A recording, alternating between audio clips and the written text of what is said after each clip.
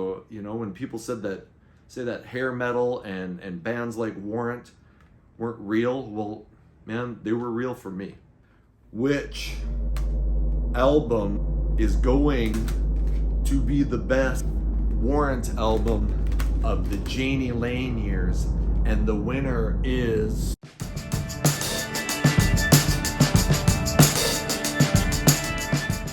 Welcome to the Hair Metal Haven and my first video on this site. And by the way, I'm just learning how to edit and I suck at it. We are going to discuss what is the best Warrant album from obviously the Jani Lane year. We are going to be looking at Dirty, Rotten, Filthy, Stinking Rich. Again, kind of a pitch. Cherry Pie. Dog Eat Dog, Ultraphobic, and Belly to Belly. So that means we are not going to talk about Greatest and Latest, Born Again, sorry me St. James, but this album kind of sucks. Not going to look at Rockaholic, though it was kind of a comeback and there's some good stuff on here. And we're not going to be talking about Louder, Harder, Faster because I'll be honest, I barely listened to it. We're also not going to be talking about Rockin' Tall, Warrant Live for 96, the best of, Under the Influence, though they did cover Michael Monroe's Dead Jailer Rock and Roll, or this one, and obviously I fucked something up. Do you have to go potty? So what are going to be the parameters for deciding what the best Warrant album is? We're going to talk about the hits, we're going to talk about rating the rockers, we're going to talk about rating the ballads, and then we're going to talk about how the albums have aged. Let's start off with Dirty, Rotten, Filthy, Stinking Rich. This album came out in 1989, and it's obviously an album of the times. The glam rock movement was just starting to peter out. You'd probably say that the highlights were in 88. Appetite had come out in 87. Poison and Cinderella's first album came out in 86. In 89, you could start to see that it was getting overblown and there were getting to be too many bands coming out and looking and sounding the same. But Warrant had something different, and the key to what they had was Jani Lane's songwriting. The first single, Down Boys, obviously one of the band's biggest hits, exploded at radio, and the band started to gain popularity countrywide. I need some fucking light here. Other rocker, Big Talk, another single, I don't think fared nearly as well as Down Boys, but got a video, got some airplay, but when you think about the first album, you got to talk about the ballads. Sometimes She Cries was a very good ballad, but Heaven was the one that exploded. Went to number 2 on the Billboard charts, so they almost had a number 1. 32 Pennies, which I think is not that great a song, but Jani Lane loved it, the band loved it, they play it live all the time. DRFSR, which I thought was kind of lame. In the Sticks, I thought was good. The songs that I definitely like are the hits. DRFSR, first album, 2 times platinum. I don't think it went triple platinum. Phenomenal album, you know, a force to be reckoned with.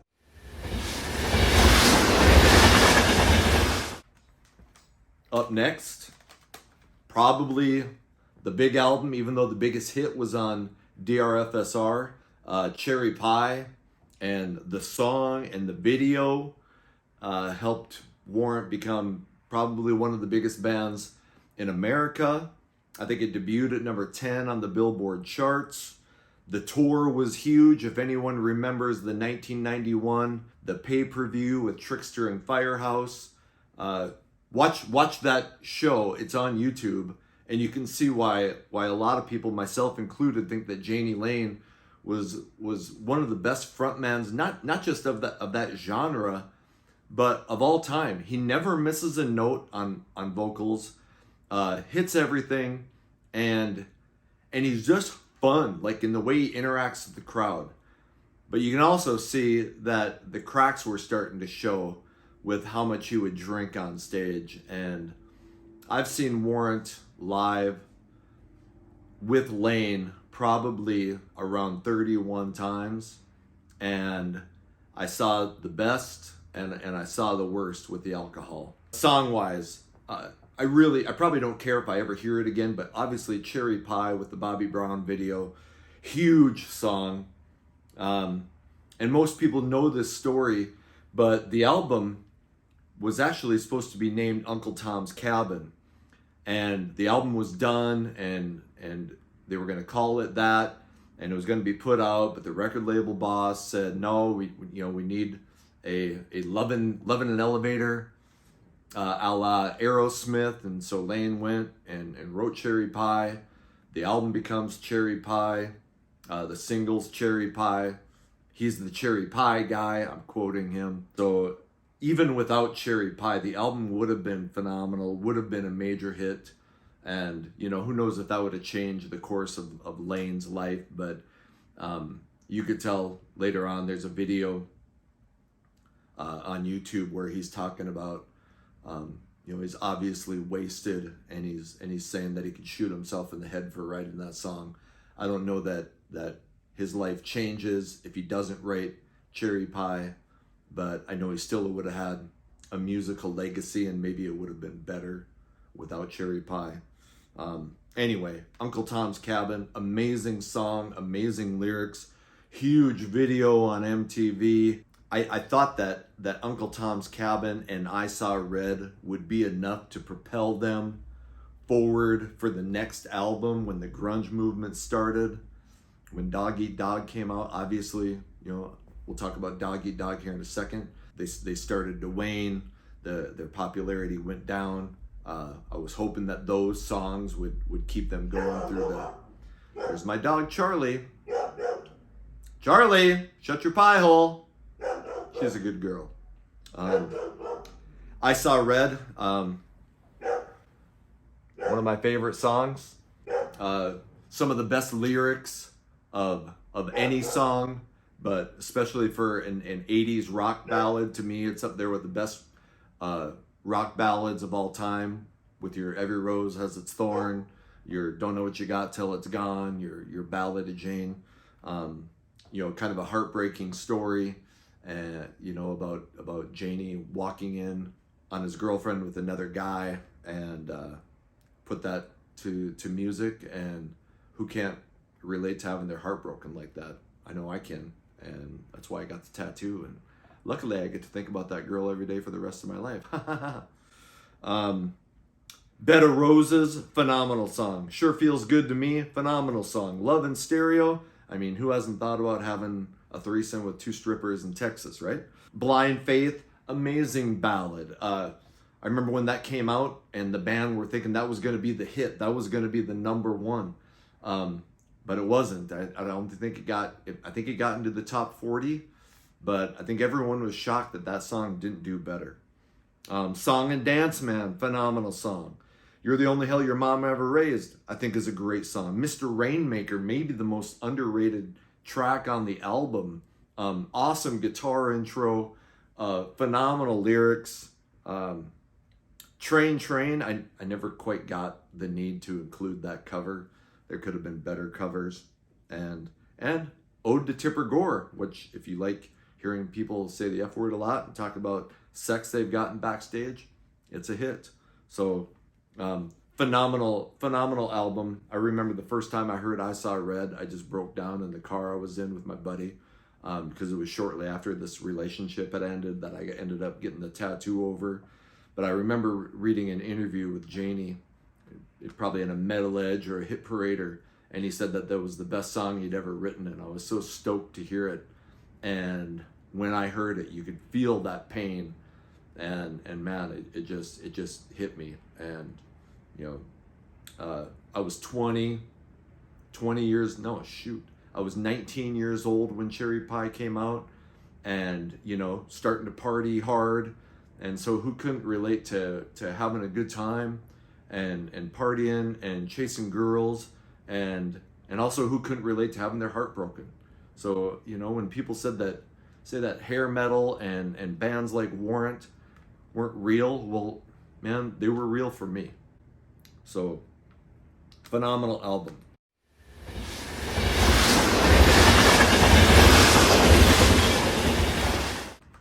it beat DRFSR? Well, we're going to find out in the end. Up next, Dog Eat Dog. And you maybe can't see, but these are all autographed.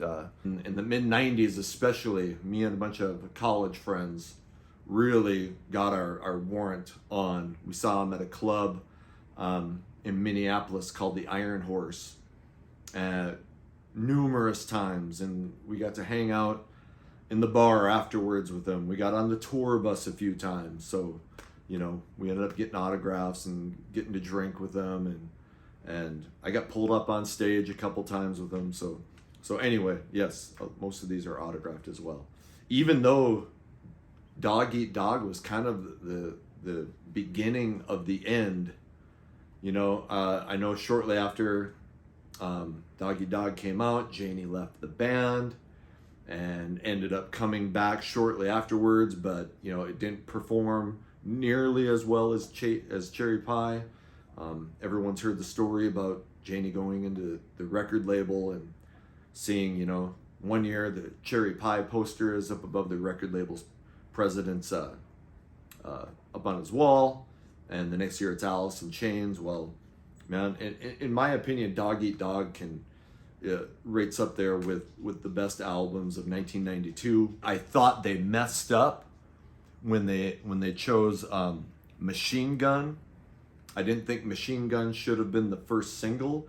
It's a good song, but the lyrics were just like the ones that, you know, about sex and in 1992 with the grunge movement. Not that they had to fit into grunge, but there were other songs that could have been the first single. So I thought Andy Warhol was right. You know, a little bit darker lyrically, but it in a way it reminded me of Uncle Tom's Cabin. It had that slow melodic beginning. It kicked in. The lyrics were serious about somebody who wants to be famous and is willing to kill to get their 15 minutes of fame. I thought that would have been a great first single. Hole in My Wall, great song about getting your rocks off, watching somebody through a hole. April 2031, which is about the environment, probably a little ahead of its time. Andy Warhol. Bonfire was probably, along with Machine Gun, you know, a little bit more reminiscent of DRFSR and Cherry Pie, at least, or actually lyrically and musically. The Bitter Pill was a great ballad.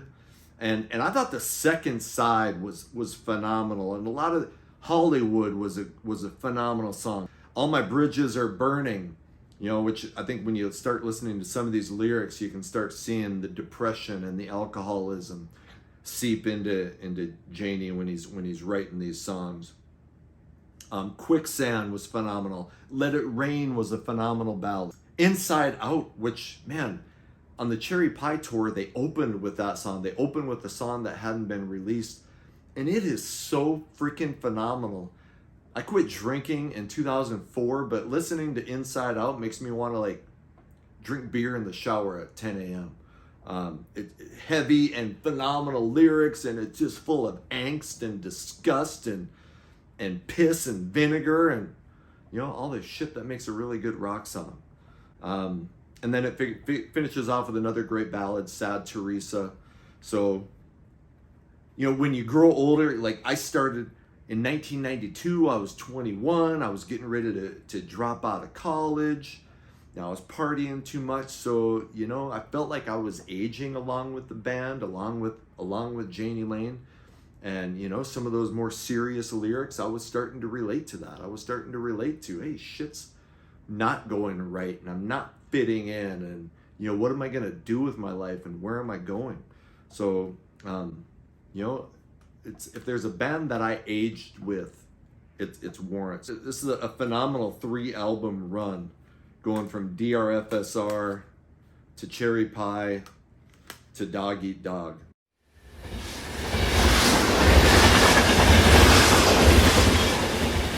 But you knew that the cracks were starting to show. So how were they going to follow it up? Were they going to, you know, Dog Eat Dog did sell that well. I think it went gold. after both DRFSR and Cherry Pie going, you know, at least double platinum. Cherry Pie might have gone triple platinum. So, you know, Dog Eat Dog was darker. Were they gonna go more grunge, or were they gonna try to go back to the hair metal leanings? Well, we got our answer with Ultraphobic, and I think this album really kind of tears at Warrant fans, because to a lot of people it completely went grunge, and I absolutely see that. The lyrics are dark, a lot of despair, a lot of loneliness. There isn't a fun rock song. So if you were listening to Ultraphobic, which came out in '95, 3 years after Dog Eat Dog, if you were listening to that thinking that you were going to get a regular Warrant album, you were sadly mistaken. But I love this album, and to me it's aged phenomenally well. You start off with Undertow, great song. Family Picnic, I mean, Family Picnic could have been on an Alice in Chains or a Soundgarden album. And I'm not really a big fan of those bands, but I can see why people liked them. And as I started to listen to Ultraphobic with more of an open mind, I started to understand. And this is getting to be the point in my life too where alcohol kind of started to take over. 95, 96, by that time I dropped out of college. My daughter was born. I was working as a bartender, so I related to a lot of these songs. But my favorite rockers, Sum of One, Chameleon, and Ride Number 2 and Ultraphobic, all great rock songs. There's not a song in there that I think I don't like. I think Live Inside of You and maybe Followed are kind of mediocre in my opinion. Now, when you talk about the ballads, they made two videos. They made videos for Family Picnic, you know, which was kind of cool. It was a call to arms to end child abuse. You know, in the video, this kid gets abused, or this kid and his mom get abused by the father. The kid ends up shooting the dad, and the mom goes to jail. At the end, they have a phone number up for anyone who's dealing with child abuse. So, you know, yeah, were they trying to fit in the times? Probably. And you know, the older I get, the more I go, you know, do you blame them?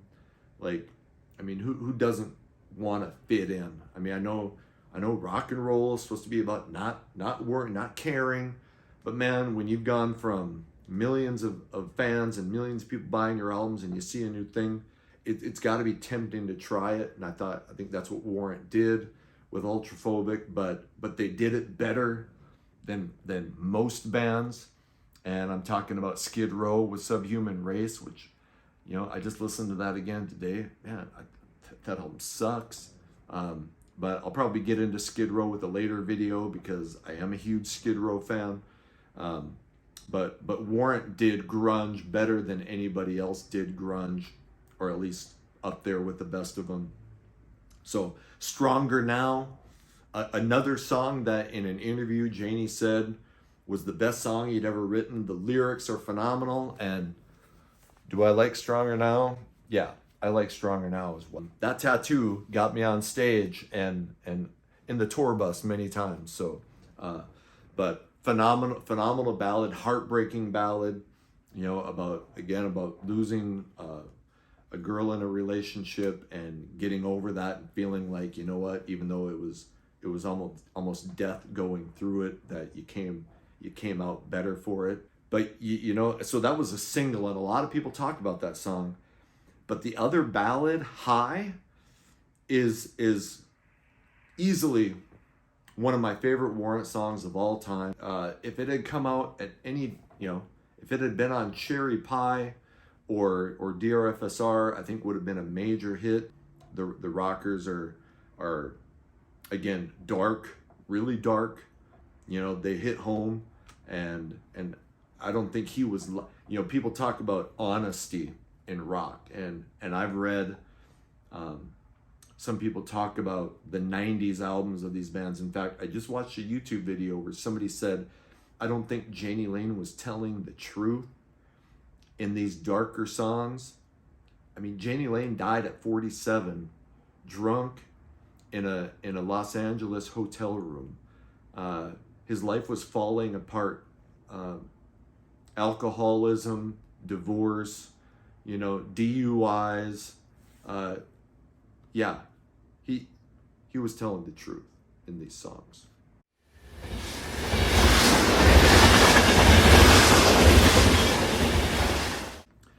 Finish up with Belly to Belly, which strangely enough was by the band Warrant 96, which, I'm sure they were trying to update their sound or, update their image. The front cover screams 90s grunge, a baby and a fetus in a woman's stomach, but it's all fiery. So, again, super dark. You're gonna get no fun in Belly to Belly. The song starts off with "In the end, there's nothing," which, some of the darkest lyrics you're gonna hear on a hair metal album, and this is not a hair metal album. And the next song is "Feels Good," which maybe you're thinking, hey, yeah, we're gonna pick it up, but the lyrics are about how it feels good feeling this bad. So you can really tell that things are going downhill in Jani's life. He wrote all the songs, wrote all the lyrics. You can feel a lot of despair. So I didn't really like "In the End, There's Nothing," but "Feels Good," even though it's really dark. It's got a really cool guitar riff and it's really catchy. If a popular grunge band had put that out, it would have been a hit. Warrant put it out, so it didn't do shit. AYM, lyrically really cool. They played that one live all the time. They played "Feels Good." They played "Indian Giver," which, you start to hear some, I'm not a musician, so you're not going to hear me talk in music terms. I'm going to say shit like the guitar riff was good or catchy. You're not going to hear me talking about, like in musicologist language. I'm going to talk to you like I know how to talk. You hear the like Middle Eastern like guitar stuff on a number of these songs. So "Indian Giver," really good rock song. Shit, it's hard to see this. Oh, "Letter to a Friend," phenomenal ballad, and the chorus just explodes. So "Letter to a Friend" would be one of my top couple songs, and at least for a ballad, it's a great ballad. But then "Falling Down," dark. I'm not a fan of "Falling Down." "Solid," is not. You can kind of tell that, like, most all of Warrant's songs were really catchy, but we're starting to get into where things are starting to lose their luster. "Solid," I didn't think was great. "All for You," some of the lyrics almost kind of remind me of Bryan Adams, "Everything I Do," but not bad. "Coffee House," a title like that on a Warrant album that screams 90s grunge. Vertigo isn't bad. "Room with a View" is actually a pretty cool ballad. The lyrics are dark. First thing he does when he climbs out of bed is find a place to drink his daily bread. He wraps himself up tight in alcohol. It keeps him warm at night like grandma's shawl. The struggle in these lyrics is real. But the opening guitar part is, I don't know if it's Beatle-ish, but it's really got, I don't know, Beatle-esque guitar. But then at the end, there's a point where it explodes into electric guitar, and it's super catchy. It makes me love that song. But the lyrics are super, super dark. And then you get into the last couple songs, which I just don't think anything sticks with me. And these lyric sheets suck. So, this album is about half awesome and half filler.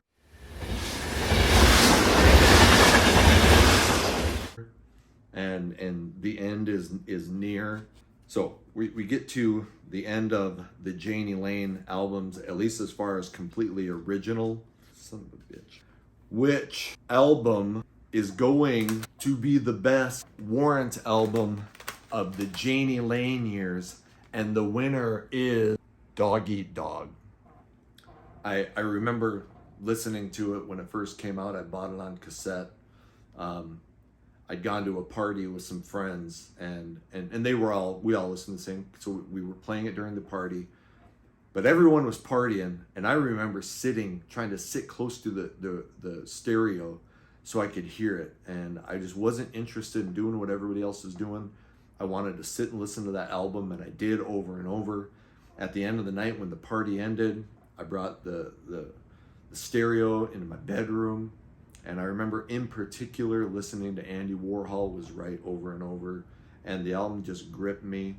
At that time, in 92, you still thought that, hey, Warrant and other, your Poisons, your Cinderellas could exist right along with your Nirvanas and your Alice in Chains and your Soundgardens. Obviously, that didn't turn out to be the case. I grew up with Warrant. Well, I was ready for the lyrics to not be Cherry Pie and Love in Stereo. I was ready for something a little bit, darker, a little bit deeper. It didn't have to be, grunge-ish, but it just, something that meant a little bit more.